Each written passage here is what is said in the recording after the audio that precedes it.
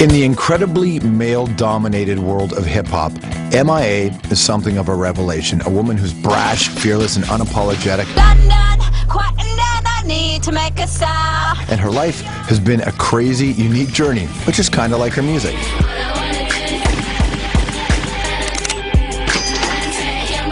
Born in London, her family moved to Sri Lanka when she was a baby. Her father, a Tamil militant, fought against the government, and as the country fell into civil war, M.I.A.'s family was on the run.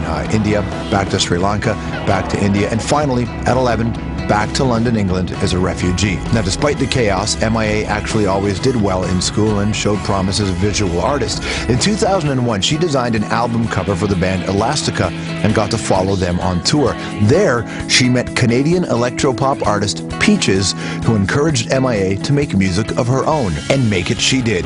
In 2005, she dropped a record called Aruḻpirakācam, named after one of her parents. A mix of rap and electronica, had a global perspective, and nobody had heard anything quite like it. In 2007, she released a record called Kala, named after the other parents.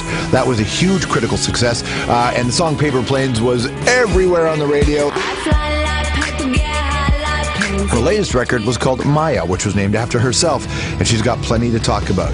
Relationship stuff, a new son, a controversial New York Times article, and the dangers of pushing the boundaries.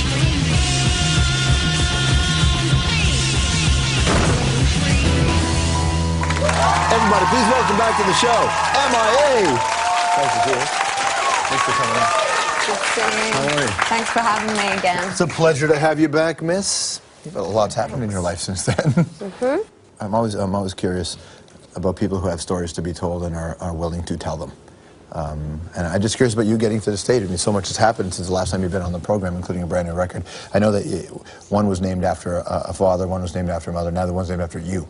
And I wonder, with most artists, I don't really worry about the significance of an album title, but when you put several in a row, I start to wonder if, in a sense, is there significance in the title?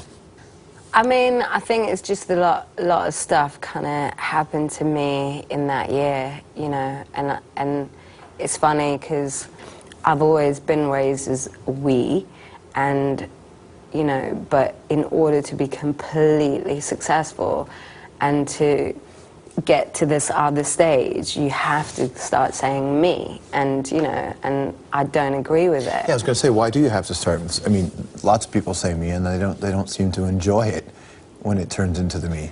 Exactly. I mean, success is really being successful. You know what I mean? Like, it seems kind of hollow. Yeah, that's not where I want to be, you know, or go. Did you know that when you started to become successful? Or did you have, you know, even it's that moment where you look around and say, okay, I've got it all, but uh-oh, something's still missing. Did you have a moment like that? Well, it's funny because it paralleled, you know, that people sort of getting to know my songs or, you know, my work. I mean, at the time when Kala came out, I made the same trip to your studio, and nobody was buying it then. You know, at that time, nobody was like, oh, this album's the greatest album. It wasn't like that, you know. It was still really quiet. People still went out and bought, like, you know, whatever the Katy Perry of that time was, you know what I mean? And now everyone's like, oh my God, that album was so great, like, what happened to you? And it's like, no, nothing's changed. I've made the same shit all the time. It's based on what I'm going through. And I think when Paper Planes happened, I was too busy to take note. You know, I wasn't out there promoting and doing any of this shit because this 25-year-old civil war was coming to an end in my country, and I was making new understandings and new observation and new experiences that was happening to me, which didn't add up to what was going on over here, you know. As much as you've become successful and your personal life has gone through dramatic changes or whatever, you're still who you are, and you're still that little girl growing up, you know, in a neighborhood you grew up in where you would have been a visible minority, where you would have felt like the others as opposed to the mainstream. That's always going to be who you are in a sense, isn't it? Yeah, but it's weird because I think it's just gone backwards, you know. Like in the beginning, when I came out as an artist, the internet helped to do that, break down the walls and sort of build these bridges, and, you know, which is why I think I was even able to come out in the first place. And, you know, people think that colour represents that and, you know, all that sort of stuff was great, but now I don't think the internet lets you do that. You know, it gives you this sort of weird understanding that everything is so open and everything is all connected, but it's kind of, you know, the scope isn't that big. Like, you just go round and round on your search engine and you think you're spending ages and you're coming across new shit, but you're not. Whereas before, I think, an artist like me, I was able to put work out, and it wasn't just a video or a song, but you could have a story and you could have a photograph, and you had, you know, you could feel it and touch it, and you could go and Google what the is up in Sri Lanka, or you could Google, you know, where I went to school and who else went there and what happened and da-da-da-da-da. Like, that's the thing about promoting. I think that was the best thing about the internet, is you could be an artist with so many pieces to the puzzle, with so much shit to your story, but everything was like findable, searchable, and you could find the truth of it, you know, no matter what is printed in the media. What did you think about when you read the New York Times article, what did you think? Did you feel like it was a hit job on you? But no, I mean, I knew it was gonna be, because I said the New York Times, you know, and I still say the New York Times, because I just think that they have a responsibility to, you know, not be so sort of blind to what's going on in Sri Lanka politically, you know.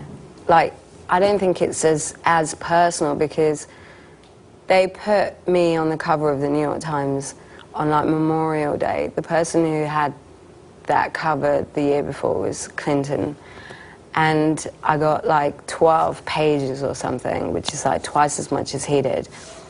And I just thought it came at a time in America, you know, during when they were like, hey, we're open to discussion, we like the other, we're going to embrace the other, welcome, we're going to put you on the cover, and then just like stab it in the back and be like, actually, this doesn't stand for anything.